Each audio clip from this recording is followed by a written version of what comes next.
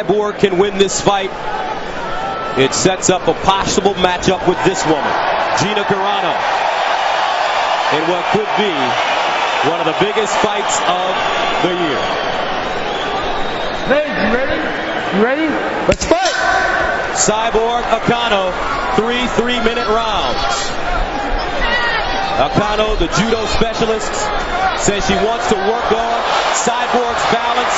She doesn't feel that she has balance. Cyborg wasting no time, using her size and just throwing around the diminutive Akano. Japanese fighters that are outmatched generally will go for flea flicker type techniques. Crazy moves, they'll jump upside down and go for leg locks. Oh, what a takedown by Cyborg. Modified German suplex immediately into cross-side position. Akano already going for the arm bar. And she just missed it, slipped out of her hands. Now she pulls her into guard.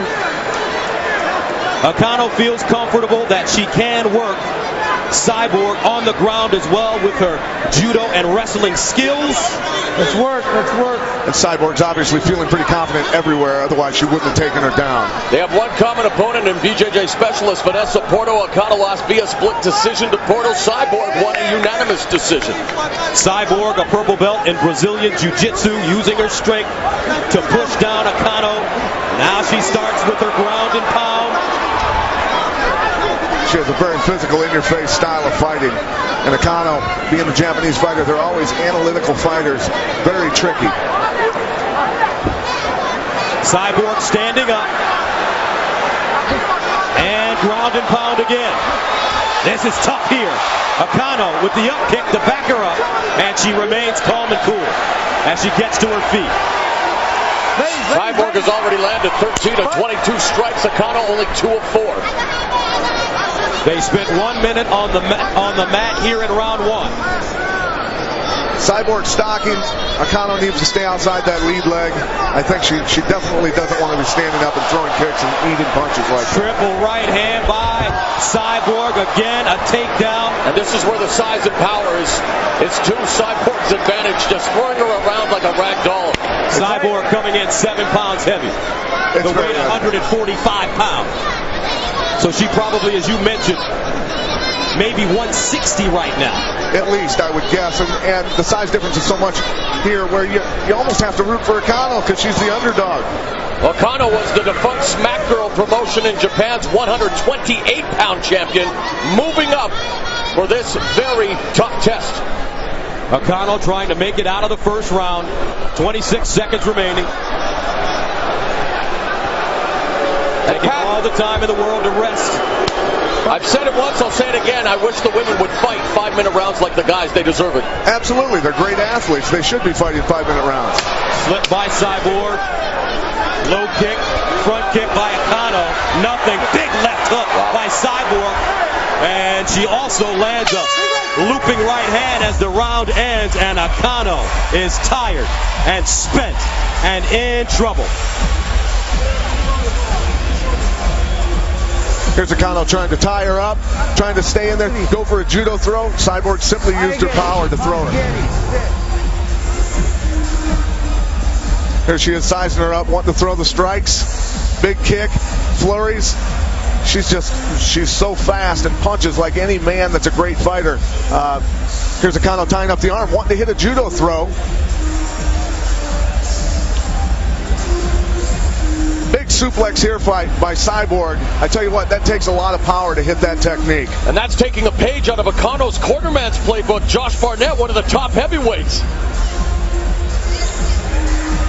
Here she is hitting it again, just not quite as big a technique. She knows she can physically dump her like that, and I think she's taking advantage of it. Of course, Josh Barnett, a huge superstar in Japan, a top heavyweight fighter in mixed martial arts. Round 2 scheduled for 3. 3-minute rounds. Cristiane Cyborg Santos in the black trunks. Hitomi Akano of Japan in the white trunks. And we've already seen that Bushido spirit on display by Akano, the way of the warrior. The feeling out process is obviously done for Cyborg. She's stalking right now. Cyborg kicking to the head, so strong. Now she goes down low. Nice double leg attempt by Akano. Just not strong enough to hold on. Underhook got muscled off. And it really is a case of deja vu all over again. The last time we saw Cyborg against a Japanese fighter, Takahashi. Takahashi was very, very courageous in battle, but Cyborg, would you like to see more of a killer instinct from the Brazilian fighter? You know, I think she's just fighting smart. She's just stalking her, hitting her with heavy shots, and wearing her out. But because of her weight, similar situation against Takahashi, as the fight went on, she got tired. And that is something that I'm sure Gina Carano, who will be the same size as Cyborg if they face each other, is paying attention to right now. Absolutely. Tremendous point, Gus. And now she's just teeing off on the Japanese fighter along the fence. Akano doing a very wise thing, trying to stay away, trying to pick a shot, trying to find, as the Grateful Dead would say, a miracle. Here she is tying her up, trying to hit a throw again. Let's see if she can pull something off. Big knee, big knee. That takes a lot out of Akano there, as she backs up and takes a blow. Tries to keep her away. Look at the jumping armbar attempt. That was beautiful. Just couldn't hold on. And that's the type of spirit endemic to the Japanese fighters. They will take those risks. And that's why Cyborg's been being somewhat careful in her attack and not getting carried away. She knows Japanese fighters. High guard by Akano, trying to break Cyborg's posture, but look how strong she is. Yeah, it looked like Akano was trying to take a page out of Ruben Asato's playbook with that flying armbar. Absolutely. It was, if she would have pulled that off, holy cow. A minute left in the round. Hitomi Akano holding on.